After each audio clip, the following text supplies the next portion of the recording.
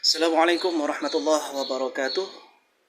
Bismillah, walhamdulillah, wassalatu wassalamu ala rasulillah wa ala alihi wa ashabihi wa mawalah, la khawla wa la quwata illa billah. Amma ba'da. Syukur kita aturkan kepada Allah Subhanahu wa taala, salawat dan salam kita limpah curahkan kepada baginda Rasulullah Muhammad sallallahu alaihi wasallam.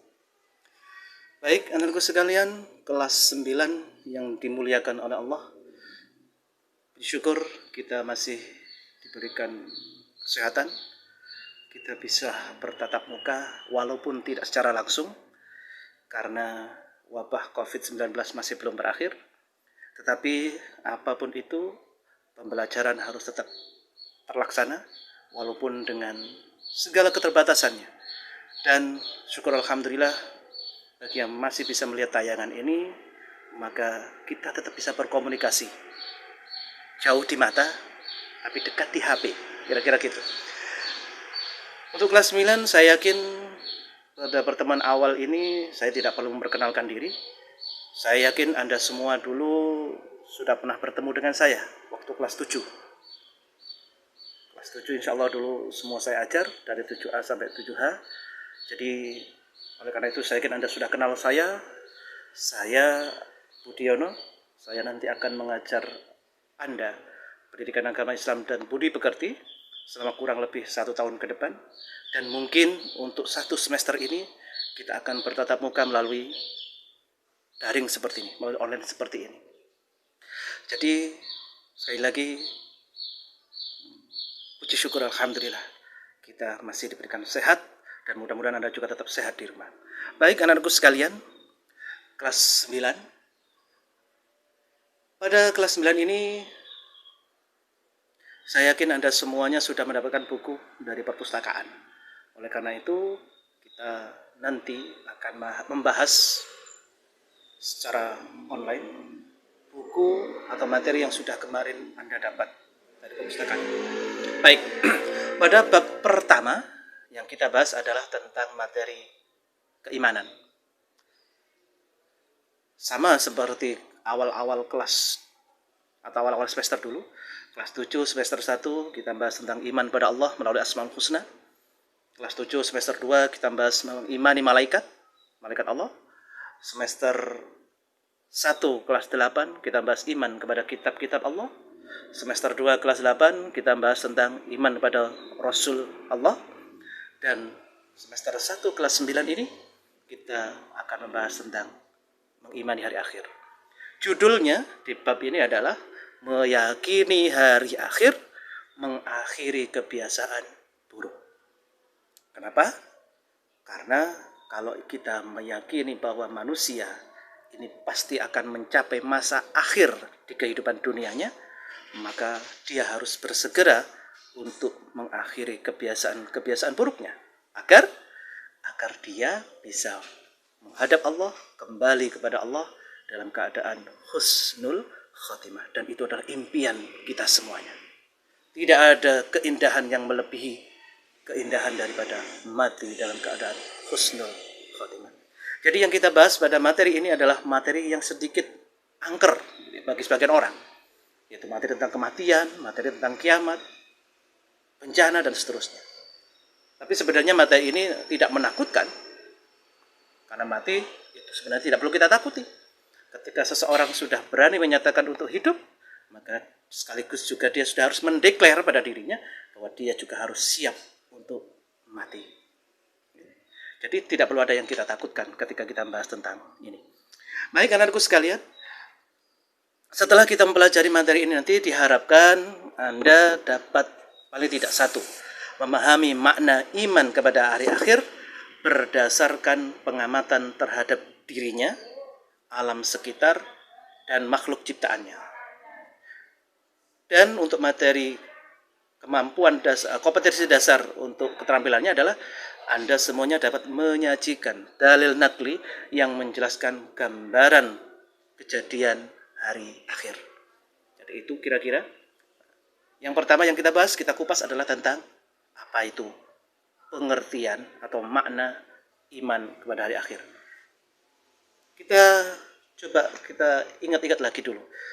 Apa sih makna iman? Sekali lagi, Iman itu kalau secara bahasa artinya percaya, yakin. Tetapi kalau makna istilah, masih ingat ada 3 pengertian. Yang pertama adalah i'tiqadu fil qalb, meyakini di dalam hati. Baru yang kedua dilanjutkan dengan waqawalu bil lisani, mengucapkan dalam perkataan, mendeklar bahwa Anda yakin, Anda percaya. Dan yang ketiga yang paling penting adalah wa af'alu bil arkan. Anda mampu melaksanakannya di dalam kehidupan sehari-hari. Jadi ketika Anda mengatakan iman kepada hari akhir, maka seperti judul tema tadi, meyakini hari akhir, maka sekaligus kita membuktikan dalam bentuk perbuatan, apa itu? Mengakhiri kebiasaan-kebiasaan buruk kita. Pak, saya kan masih SMP, Pak. Saya masih umurnya masih jauh lah, Pak. Saya masih panjang, saya masih usia remaja. Kan nanti kalau tua saja matinya. Oh, belum tentu. Siapapun bisa mati. Yang kecil, yang bayi bisa mati. Yang SD bisa mati. Yang SMP, yang SMA bisa mati.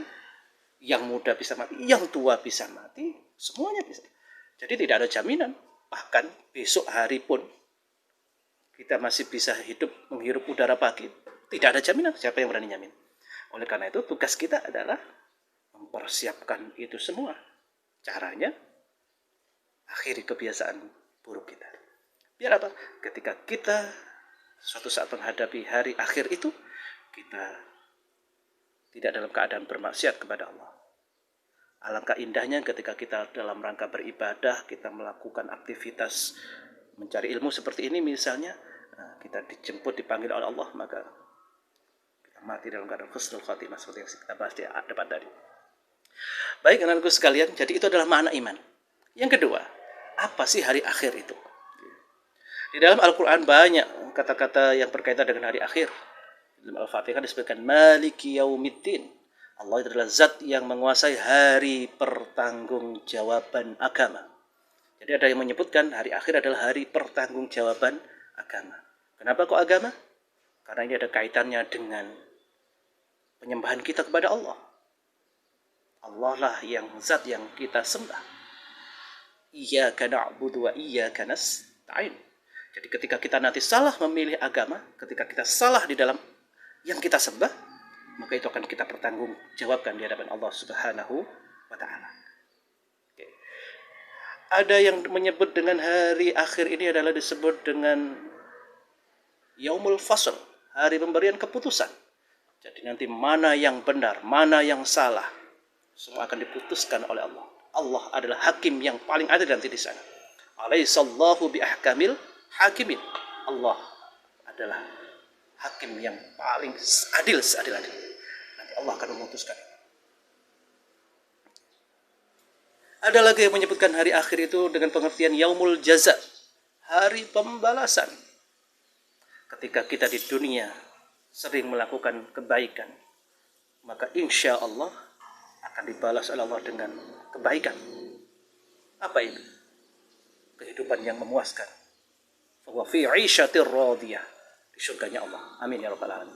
Tapi sebaliknya, manakala yang kita lakukan di dunia adalah sering kita melaksanakan kejelekan-kejelekan, dosa-dosa, maksiat-maksiat, maka pembalasan Allah juga pasti akan jelek. Dan tempat terjelek di akhirat nanti adalah neraka. Na'udzubillahi min dzalik. Kita berlindung pada Allah dari itu semua. Baik anak-anakku sekalian. Jadi itu adalah pengertian hari akhir. Dan ketika kita mau mengkaji tentang hari akhir itu ada 2 versi. Atau kiamat itu terbagi menjadi 2. Satu yang kita kenal dengan kiamat sughra atau kiamat kecil. Dan yang kedua adalah kiamat kubro atau kiamat besar. Apa itu kiamat kecil? Kiamat kecil adalah kiamat yang sekupnya terbatas. Contoh, kematian seseorang. Maka yang mati mungkin 1 atau 2 orang, 3 orang. Tidak berjamaah. Beda dengan kiamat kubro. Kalau kiamat kubro, nanti kita akan semua yang namanya kehidupan, mati semua. Tidak ada yang tersisa. bencana alam. Itu adalah contoh dari kiamat sughra. Maka mungkin yang bencana tidak semuanya. Kayak kemarin mungkin ada gempa di Poso, gempa di Palu, ya lokal saja.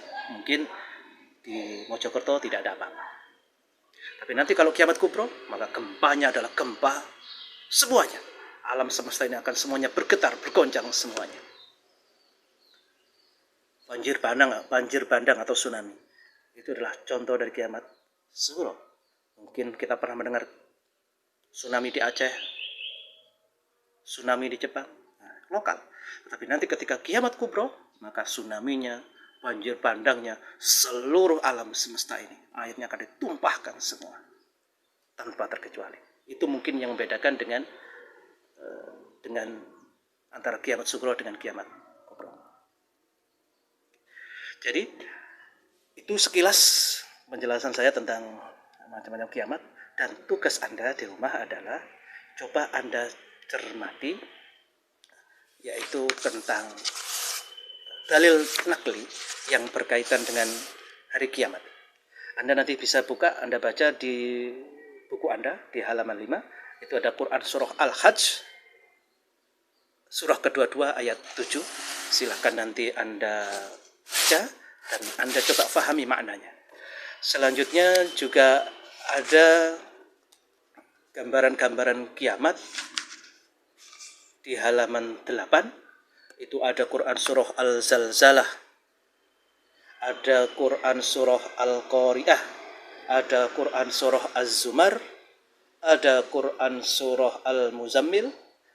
Itu nanti coba Anda baca, Anda fahami di rumah. Dan untuk minggu depan saya ingin mendengar Anda untuk membaca itu dan merekam suara Anda. Tapi untuk kali ini, perkenalan dan sedikit materi tadi, silakan itu coba difahami dan direnungkan di rumah. Terima kasih, dan sekali lagi mudah-mudahan pertemuan kita ini menjadi pertemuan yang barokah, bisa menambahkan ilmu buat kita menuju kepada perubahan yang lebih baik. Kurang lebihnya mohon maaf, saya akhiri. Assalamualaikum warahmatullahi wabarakatuh.